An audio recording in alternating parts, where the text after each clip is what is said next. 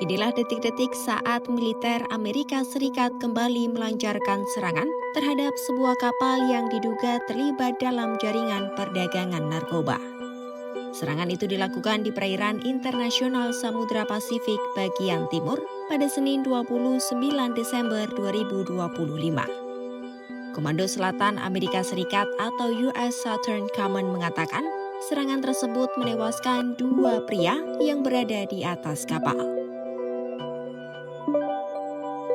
Dalam pernyataan resminya, US Southern Command menyebut operasi militer itu dilakukan oleh Satuan Tugas Gabungan Amerika Serikat Southern Spare.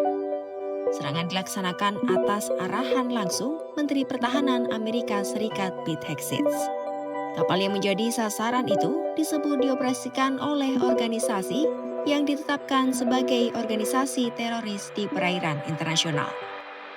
Saat operasi dilakukan, kapal sedang melintasi jalur-jalur yang dikenal sebagai rute perdagangan narkotika di Pasifik Timur dan terlibat dalam operasi penyelundupan narkoba.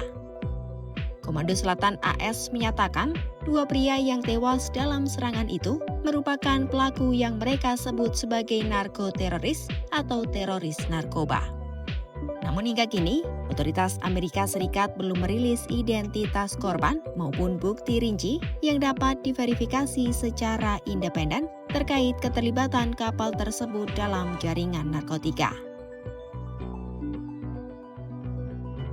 Dalam beberapa bulan terakhir, Amerika Serikat gencar melakukan operasi yang disebut sebagai upaya untuk memerangi perdagangan narkoba internasional.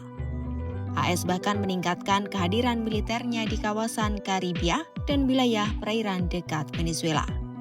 Pada 13 November 2025 lalu, Washington bahkan secara resmi mengumumkan peluncuran inisiatif militer Southern Spare.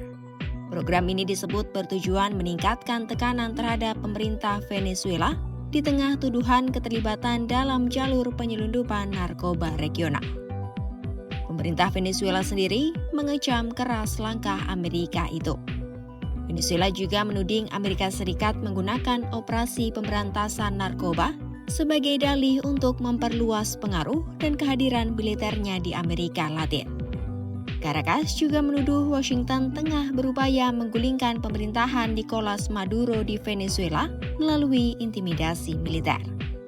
Hingga saat ini, belum ada tanggapan resmi dari pihak Venezuela terkait serangan terbaru di Pasifik Timur tersebut.